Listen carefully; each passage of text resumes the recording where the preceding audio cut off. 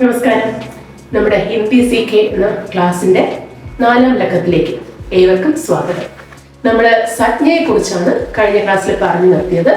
അതിന്റെ ഡിവിഷൻസ് നമ്മൾ പറഞ്ഞു: വ്യക്തിവാചക സംജ്ഞ, ജാതിവാചക സംജ്ഞ, ഭാവവാചക സംജ്ഞ. ഇനി അത് ഓരോന്നും എന്താണെന്ന് നമുക്കൊന്ന് നോക്കാം. വ്യക്തിവാചക സംജ്ഞ.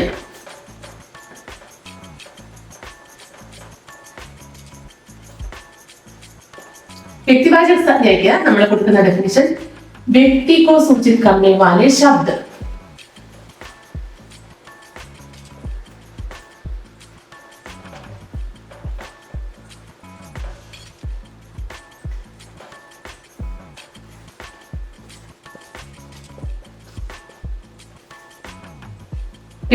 വ്യക്തി മീൻസ് ഇൻഡിവിജ്വൽ ആണ്. വ്യക്തി എന്ന് പറയുമ്പോൾ അതായത് ഏത് ഗ്രൂപ്പിലെ ഇൻഡിവിജ്വൽ. ഇപ്പൊ എക്സാമ്പിൾ എഴുതിയാൽ ഇപ്പോ പരശുരാം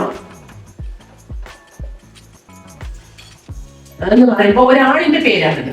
അപ്പൊ അത് വ്യക്തിവാചകിൽ വരും. വ്യക്തിവാചക്. ഇനി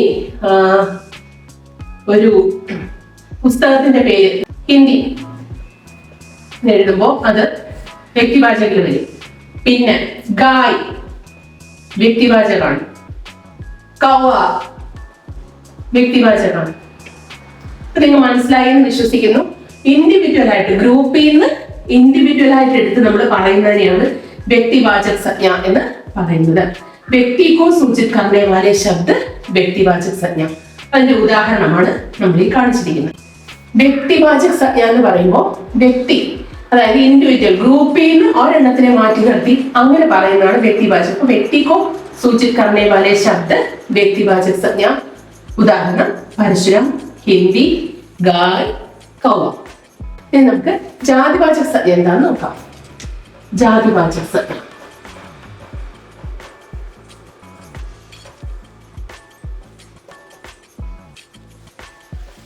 जातिवाचक संज्ञा जाति को सूचित करने वाले शब्द. जाति को सूचित करने वाले शब्द.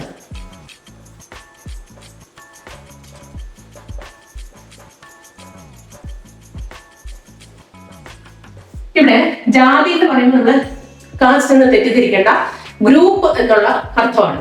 അപ്പൊ നമ്മൾ നേരത്തെ വ്യക്തിവാചക പറഞ്ഞു. ഈ ഉദാഹരണം പറയുമ്പോൾ നിങ്ങൾക്ക് കുറച്ചുകൂടെ മനസ്സിലാവും. നമ്മള് വ്യക്തിവാചകത്തിനകത്ത് പരശുരാം എന്നൊരു പേര് പറഞ്ഞു. അപ്പൊ ആ പരശുരാമിന്റെ ഗ്രൂപ്പ് എന്ന് പറയുന്നത് മനുഷ്യ എന്ന് നമുക്ക് പറയാം, അല്ലെങ്കിൽ മാനവ് എന്ന് പറയാം. പിന്നെ നമ്മൾ ഗായ് എന്ന് എഴുതി, അവിടെ പശു എന്ന് പറയാം. പശു എന്നാൽ അനിമൽ എന്നാണ്. മലയാളത്തിലെ പശുവല്ല, ഹിന്ദിയിലെ പശു എന്ന് പറയുമ്പോൾ അനിമൽ. അപ്പൊ ഗായ് എന്ന് പറയുന്നത് ഒരു അനിമലാണ്. ഇനി കൗവ പക്ഷി. കൗവ എന്ന് പറയുന്നത് പക്ഷിയാണ്. ബേർഡാണ് അവരുടെ ഗ്രൂപ്പ്. വ്യക്തിവാചകന്റെ ഗ്രൂപ്പാണ് നമ്മൾ ഈ ഡിസ്കസ് ചെയ്യുന്നത്. ഇനി ഹിന്ദി എന്ന് പറയുമ്പോൾ അതിന്റെ ഗ്രൂപ്പാണ് പുസ്തക്. ഇങ്ങനെ വരുന്നതാണ് ജാതിവാചകം. വ്യക്തിവാചകന്റെ ഗ്രൂപ്പ്, വ്യക്തിവാചക് റെപ്രസെന്റ് ചെയ്യുന്ന ഗ്രൂപ്പാണ് ജാതിവാചക്. ഒന്നുകൂടെ പറയാം. വ്യക്തി ജാതി को सूचित करने वाले शब्द जातिवाचक संज्ञा. उदाहरण मनुष्य, पशु, പക്ഷി, പുസ്തകം. ഇനി നമുക്ക് ഭാവവാചക സംജ്ഞ എന്താ നോക്കാം. ഭാവവാചക സംജ്ഞ.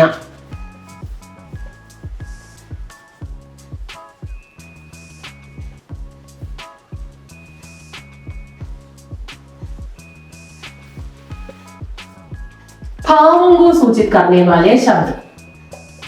भावों को सूचित करने वाले शब्द.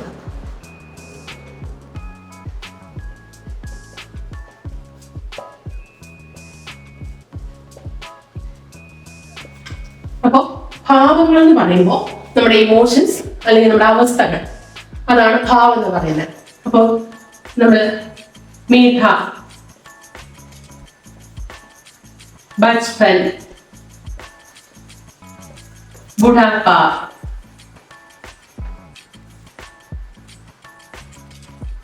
ഖുഷി എന്നൊക്കെ പറയുന്നത് ഭാവവാചക സംജ്ഞയ്ക്കകത്ത് വരുന്ന കാര്യങ്ങളാണ്. അപ്പൊ ഭാവവാചകം എന്ന് പറയുമ്പോൾ ഇമോഷൻസ്, പിന്നെ നമ്മുടെ അവസ്ഥകൾ, നമ്മൾ ആയിരിക്കുന്ന അവസ്ഥകൾ.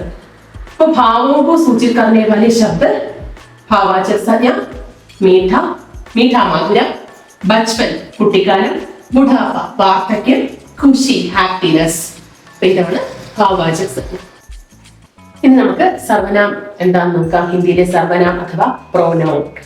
നമ്മൾ അതിലേക്ക് കടക്കുന്നതിന് മുമ്പ് ഒരു കാര്യം ഓർമ്മപ്പെടുത്തുന്നു. നിങ്ങൾ എല്ലാവരും തന്നെ ഈ ചാനൽ കാണുകയും സബ്സ്ക്രൈബ് ചെയ്യുകയും കൂടുതൽ ആളുകളിലേക്ക് എത്തിക്കുകയും ചെയ്യണം. അതുപോലെ എൻ്റെ ക്ലാസ് സംശയങ്ങളുണ്ടെങ്കിൽ അല്ലെങ്കിൽ കമന്റുകൾ ഉണ്ടെങ്കിൽ നിങ്ങൾ അത് രേഖപ്പെടുത്തണം. ഓൺലൈൻ ക്ലാസ്സസിനും നിങ്ങൾക്ക് കോണ്ടാക്ട് ചെയ്യാവുന്നതാണ്.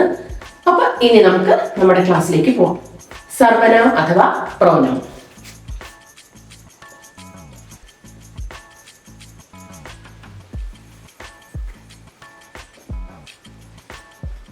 നൗൺ നമ്മൾ പഠിച്ചു, സംജ്ഞ. അപ്പൊ ഈ പ്രോനൗൺ എന്ന് പറയുമ്പോൾ നമുക്കറിയാം സർവനാം എന്തിനാണ് നമ്മൾ ഉപയോഗിക്കുന്നത്? ഈ സംജ്ഞയുടെ റെപ്പിറ്റീഷൻ ഒഴിവാക്കാൻ വേണ്ടി. അതായത് ഇപ്പൊ എക്സാമ്പിൾ പറഞ്ഞാൽ ഇപ്പൊ Malavika studying in first standard, Malavika is a good girl, Malavika is speaking well, Malavika is living in Thiruvananthapuram. ഇങ്ങനെ റിപ്പീറ്റ് ചെയ്ത് കഴിഞ്ഞാൽ അരോചകമായി തോന്നും. അപ്പൊ നമ്മൾ ആ റിപ്പീറ്റേഷൻ ഒഴിവാക്കാൻ വേണ്ടിയിട്ട് നമ്മൾ ഇവിടെ എന്ത് ചെയ്യുന്നു? സർവനാം അഥവാ പ്രോനൗൺ ഉപയോഗിക്കുന്നു. Malavika is studying in first standard, she is a good girl, she is living in Thiruvananthapuram. ഇങ്ങനെ. അപ്പൊ ഇതുപോലെയാണ് ഹിന്ദിയിലും നമ്മുടെ സംജ്ഞയുടെ ആവർത്തന വിരസത ഇല്ലാതാക്കാൻ നമ്മൾ സർവനാം അഥവാ പ്രോനൗൺ ഉപയോഗിക്കുന്നു. ഇനി ഹിന്ദിയിലെ സർവനാമങ്ങൾ ഏതൊക്കെയാണെന്ന് നമുക്ക് നോക്കാം.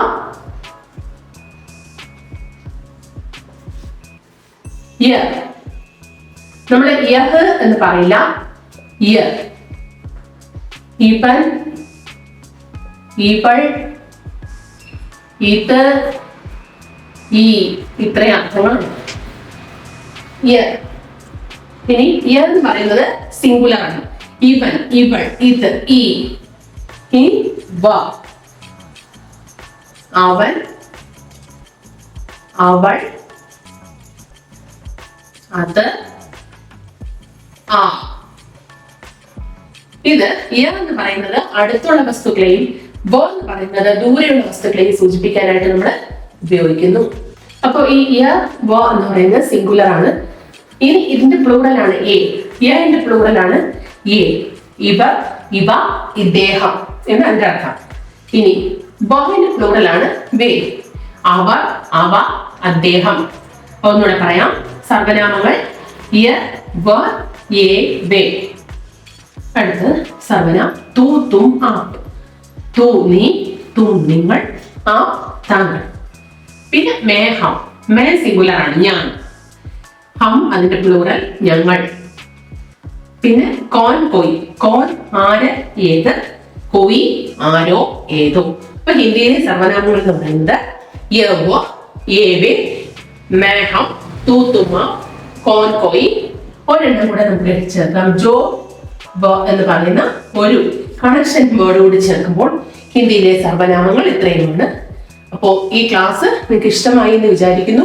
നിങ്ങളിതിൽ കൂടുതൽ സംശയങ്ങളും അറിവുകളും നേടാനായിട്ട്, സംശയങ്ങൾ പരിഹരിക്കാനായിട്ട് ഒക്കെ കമന്റ് ചെയ്യുക, കൂടുതൽ പേരിലേക്ക് എത്തിക്കുക. ക്ലാസ് ഇഷ്ടമായി എന്ന് വിചാരിക്കുന്നു. ഇവിടെ ഇന്ന് ഈ ക്ലാസ് ഞാനിവിടെ നിർത്തുകയാണ്. നമുക്ക് വീണ്ടും അടുത്തൊരു ക്ലാസ്സിൽ കണ്ടുമുട്ടാം. നന്ദി, നമസ്കാരം.